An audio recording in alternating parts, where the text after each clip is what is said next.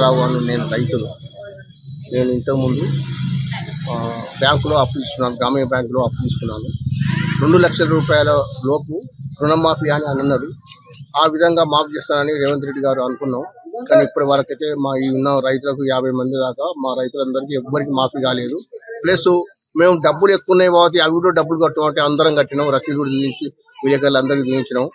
వీళ్ళు అంత భ్రాంతి చేస్తారు అంతేగాని డబ్బులు మాఫీ అయితే తెలియదు, ఏమైతే తెలియదు సార్.